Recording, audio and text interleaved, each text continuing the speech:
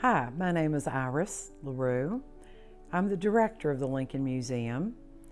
This is a wonderful place. We've spent 33 years building it and adding to it and trying to give it every historical emphasis that we can to give you, our visitor, a wonderful experience here in Lincoln's birthplace.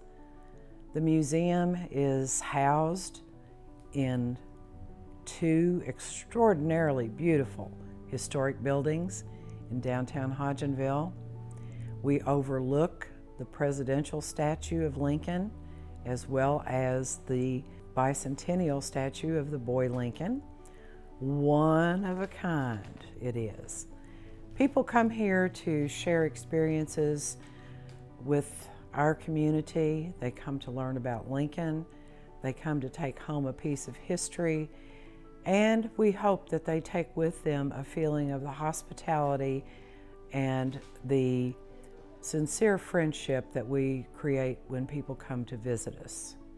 The museum actually started in 1988 with a group of local volunteers who all shared a dream. That dream was to create a museum that would take the history of our native son, Abraham Lincoln, and carry it from his birth through the important aspects of his life.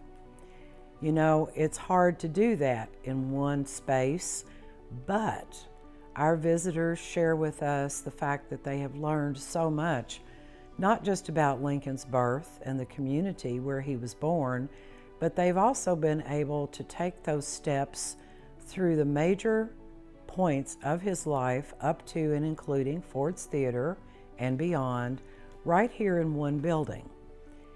Many of our guests have been fortunate enough to physically travel the Lincoln Trail. Others may not have the time nor the resources to make all of those visits across the country. So we're very pleased that the dream that was held early on to present this to our community, to our guests, has come to fruition in a way that we are now seeing second generations of families come to visit. When the museum started, as I mentioned, we were all volunteers. People would go to their day jobs, have a quick bite of dinner, and come in about 6 or 7 in the evening and work until 11, 12 o'clock at night. And this went on for an entire year to meet our goal of opening on April 1st, 1989. It was my pleasure to work as an overall coordinator with all of the development of the museum. We had an architect in our community who so very generously gave of his time and talent. Each of the 12 life-size, room-size dioramas had a committee, and with those committees there would be a chairperson who did research, others that did the actual construction, others that did final arrangements, and still others who created the historical story that you as our visitor today can read and enjoy. I worked especially with the Matthew Brady studio scene. Matthew Brady was a photographer who was very influential in Lincoln's day. He took or caused to be taken more pictures of Lincoln than any other photographer of the time. And once elected president, Lincoln actually said, "Matthew Brady has made me president." Little tidbit you may not know, one of the pictures Matthew Brady took of Lincoln is the image that is used on our penny. There is another image that is used on our $5 bill. And Lincoln's favorite personal photograph was one of him with his youngest son, Tad, that was also taken by Matthew Brady. This was a scene that was sponsored by our Hodgenville Women's Club. When you walk through the museum, you'll see many plaques that designate those who have given great support over the years to the museum. and each of those dioramas bears a plaque with the name of the sponsor who provided the funds for that scene's development. When you go through other parts of the museum, you'll see art and artifacts that have come literally from all across the United States, a couple of pieces that have come from foreign countries. These have all been donated to the museum, and I think that's one of the things that makes it so special. So many people have given so much to make this happen, to be able to tell not only Kentucky's story of Lincoln, but the story that people around the world have learned and come to enjoy. They're inspired by the history of Lincoln, the tough times that he lived through, the humanity of the man that comes through all of his writings, through all of his speeches. Probably one of the most easily recognized figures in history, as well as a character who has been written about almost as much as anyone else in the world can imagine.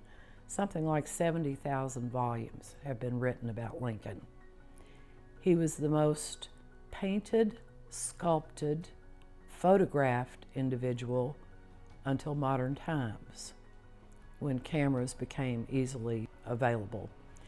There are images that date back to the 1820s, all the way up to and including his death and the funeral procession. Some of these images you'll find very easily in the museum, with many of the stories of how those images came to be.